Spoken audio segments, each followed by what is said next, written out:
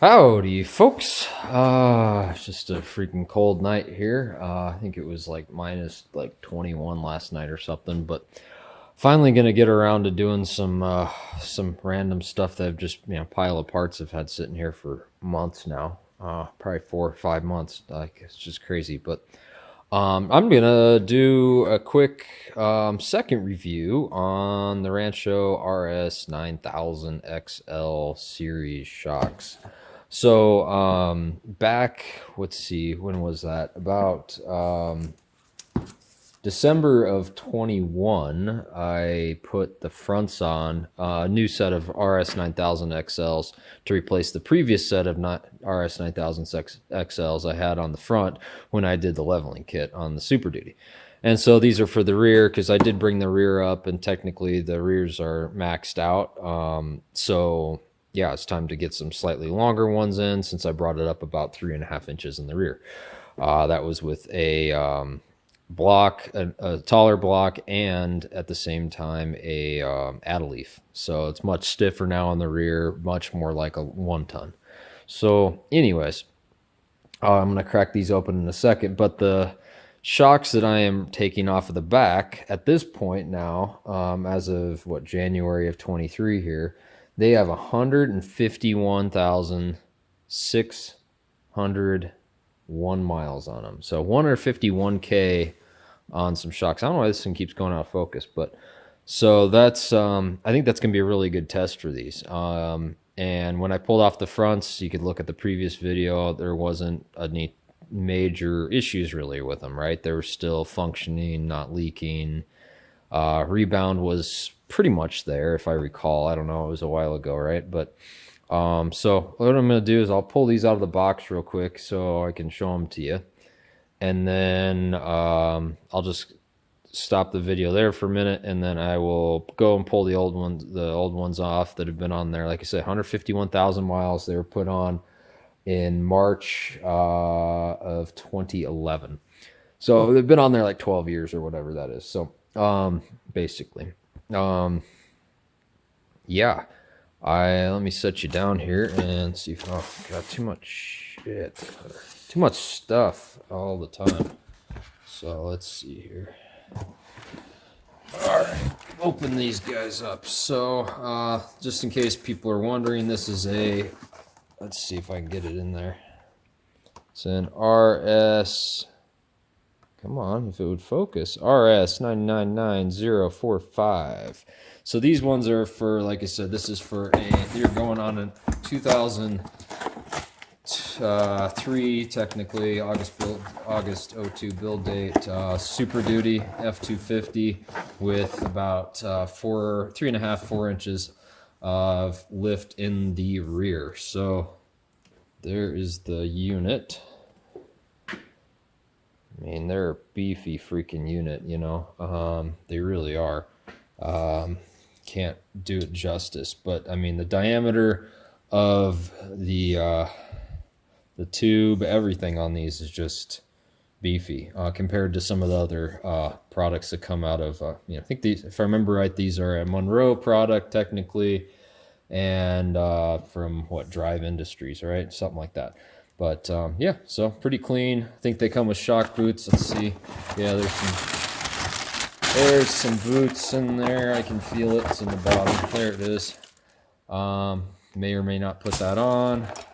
Give you a chintzy zip tie. I wish they would give you, for as much as these shocks are, they're premium shock, right? Nothing better than the Rancho lineup. I wish they'd give you a metal.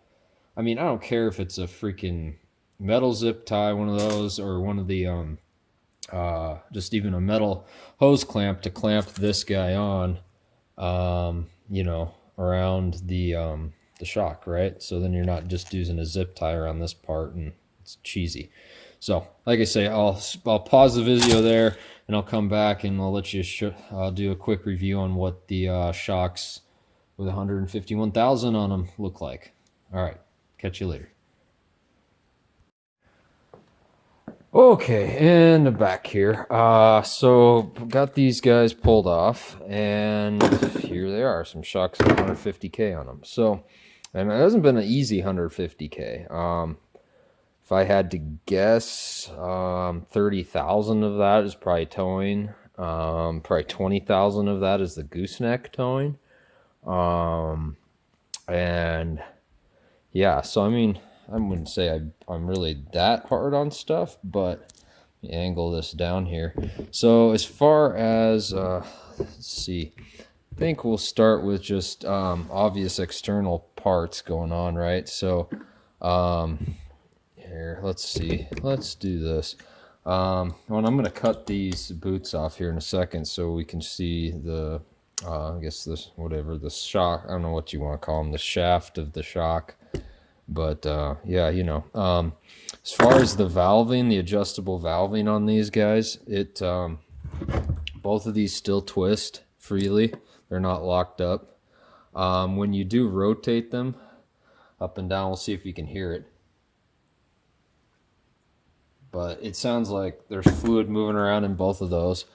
Now, whether or not that's necessarily normal, because I know you can't really hear that on the brand new ones.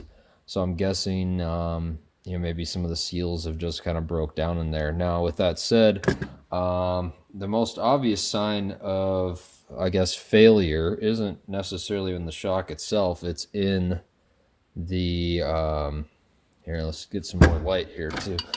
Let's see. So it's within that sleeve there, that metal sleeve. It's completely rusted away on these guys. The bushing looks intact. None of the bushings are cracking, so that's impressive. That's really impressive.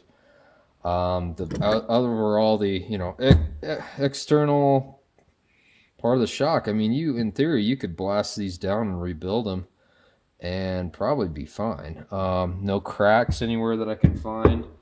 Now let's see if the rebound is quite there anymore on this one.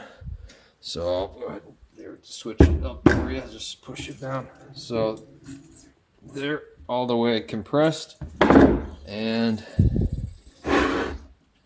rebounding smooth.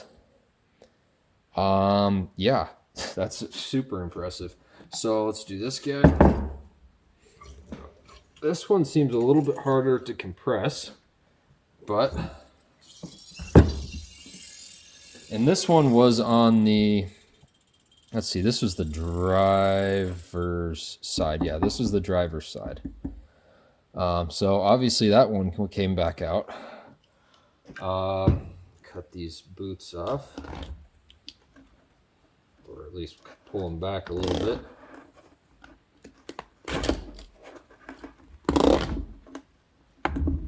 Yeah. These boots are not the easiest thing to cut. I guess I've never tried to cut one, but no, that's always a good sign. Even after that long, they're not, you know, brittle. The rubber's not cracking in any way. So yeah, that's good. Now let's see if I can get a shot of inside here. So this seal is not leaking whatsoever.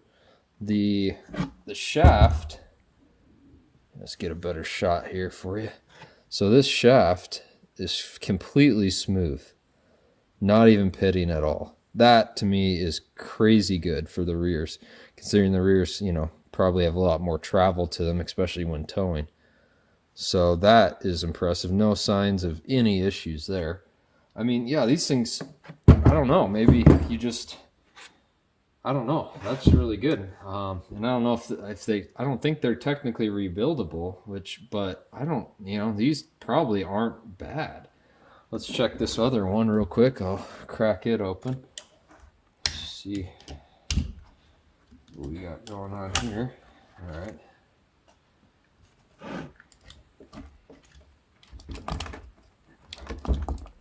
Yeah, these I'm a fan of these. I mean, for a large, you know, scale manufacturer, you know, I'm impressed with these. I really am, especially now, you know, just the sheer fact, you know, I've been out in, you know, the salty states in the winter with this pickup, and the roads are, you know, not necessarily easy. I do a good job washing a lot, but nothing crazy, you know, just not like it's a princess. So This guy, bore on it, same scenario. Perfectly smooth. Doesn't feel like there's any pitting anywhere. Oh, wait, there's a little bit of pitting. I don't even know if you're going to be able to see that, but right there, yeah, I think the camera may have focused, but right there, that's all I can feel. Other than that, this feels perfectly smooth. There's some rust way up at the top here.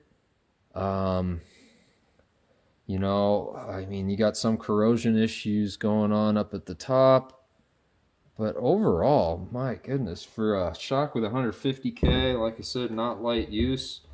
I mean, you know, that part of the shock is not completely toast, right? I mean, it's kind of having a really hard time focusing here. There's a better lighting. But yeah, I mean, so, you know, if you don't want to spend the money going for some crazy, I don't know, I guess a Fox or, you know, some of those, I mean, I guess Fox is just the one that comes to mind as maybe a competitor with these from a price point perspective. Or trying to think what else would be there.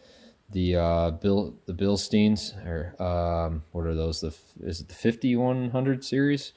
Something like that. Probably got that wrong, but maybe.